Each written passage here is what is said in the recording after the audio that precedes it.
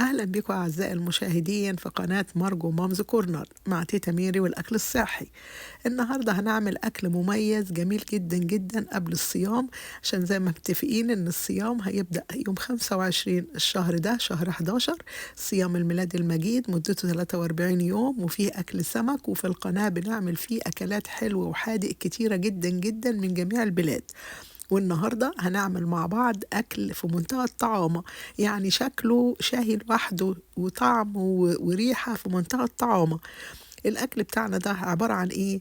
عبارة عن الكباب التركي الترند اللي مالي الدنيا في اليومين دول. لكن أول حاجة هنبدأ هنفطر. أول حاجة هنعمل البسطرمة اللي احنا عاملينها مع بعض في القناة، وحطيناها في الفريزر. طلعت شوية منها وحمرتهم بمعلقة سمنة، وبعد كده بعد ما حمرتهم حلو قطعت طماطمتين وحطيتهم على البسطرمة وقلبتهم.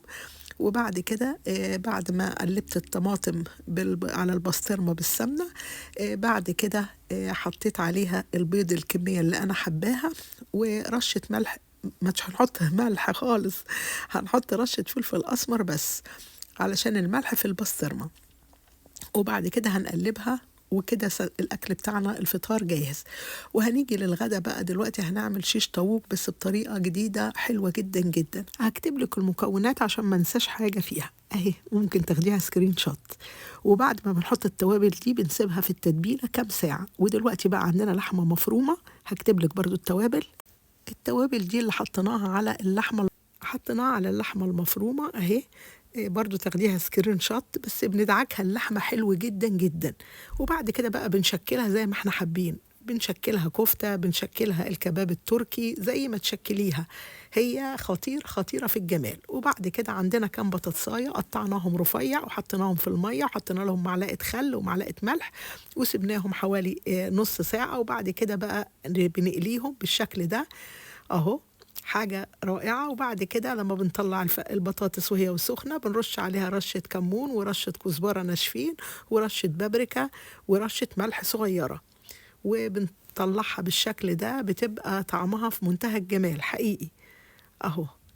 وبعد كده بقى احنا كنا هنعمل الكباب التركي والكفتة والشيش طاووق والحاجات دي كلها في الماشين دي اهي. هي دي للمشاوي، انا قبل كده عامله لك في الفيديو ليها، بس النور اتقطع حقيقي، فعلشان كده فالتسوية سويتها في الفرن في البوتاجاز.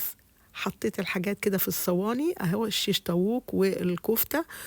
ودلوقتي هنعمل مع بعض دونر الكباب التركي بطريقة سهلة وبسيطة. برضو نفس هي اللحمة بالتتبيلة الجميلة بتاعتها، وجبنا ورق زبدة وهنفردها بالشكل ده. انا هعملها لك، ممكن تعمليها بشكلين يعني زي ما انت حابه. ممكن بتتفرد كده اهي، بتبقى ورق زبده تحتيها وورق زبده فوقيها، وبنفردها بالشكل ده. وممكن ندخلها الفرن بالشكل دوت اهي، حاجه يعني رائعه. بتبقى طبعا مش سميكه بالشكل ده. وممكن ان احنا نعملها بقى بالطريقه التانية، بنلفها. هوريها لك برضو. أنا الأول أهو بعملها، بسويها بالشكل ده. لو إحنا هنسويها من غير ما نلف ورق الزبدة عليها بالشكل ده، سهلة جدا جدا اهي. وهنحطها في الصينية وهندخلها الفرن لغاية ما تستوي، وهي دي هتبقى في منتهى الجمال. او ممكن احنا نلف الورق الزبدة عليها تبقى رول بالشكل ده، هي الشهيرة دي. وبعد كده دلوقتي بقى عندي بقية اللحمة المفرومة، برضو انا بعملها بقى بكورها في الصينية بالشكل ده. انا ما حبيتش ان انا اعمل كذا رول من الكباب اللي زي ما انا وريتهولك دوت الكباب التركي، لا انا حبيت ان انا اراضي جميع الاطراف. هنعمل الكفتة المصرية والكباب التركي والشيش طاووق يعني، وعاملين كمان بسطرمة. يعني بناخدوا حقنا من الأكل الفطاري حلو جدا جدا، على أساس إن احنا بقى لما نصوم يبقى نصوم بقى بقلب، ما يبقاش نفسنا في حاجة، ولا حد كبير ولا صغير يبقى نفسه في أكل. ولو إن الأكل الصيامي صدقيني فيه أكلات حلوة جدا جدا وصحية مية مية. أهو دلوقتي بقى عملت الكفتة وعملت الكباب التركي بالشكل ده، لفتها ودلوقتي دخلتها الفرن. وبعد ما دخلتها الفرن فكيتها من الورقة بتاعتها بالشكل ده، وهنديها بقى ايه تحميرة اهو. انا بوريها لك تاني الكباب التركي اهو، عملته بالشكل ده اهو.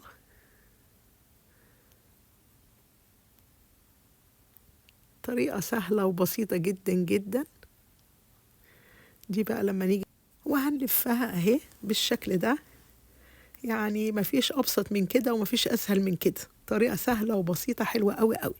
والبطاطس زي ما قلت لك قطعناها وحطيناها في المية بنقطة من الخل ورشة من الملح، وسبناها حوالي نص ساعة، وبعد كده بنقليها بتبقى مقرمشة وجميلة جدا جدا.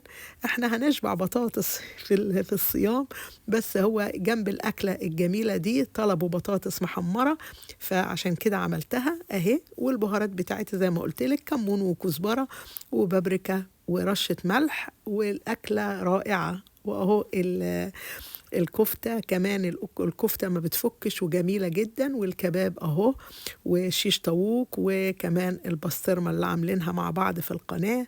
حاجة يعني النهاردة أكل رائع، يعني أكل الرفاع حلو جدا جدا. وإن شاء الله الصيام هيبدأ يوم الثلاث اللي جاي، يوم 25/11 الشهر ده، وبيبقى مدته 43 يوم، وبنعمل فيه أكلات حلوة جميلة جدا جدا من كل البلاد، أكلات رائعة حقيقي. فيا ريت اللي ما اشتركش في القناة يشترك، ولو عجبكم الفيديو ما تبخلوش عليا باللايك عشان بيشجعني ان انا اعمل لكم اكلات احلى واحلى. وكل سنة وانتم طيبين يا حبايبي، ويا ريت تجربي الأكلة دي في منتهى الجمال. باي باي.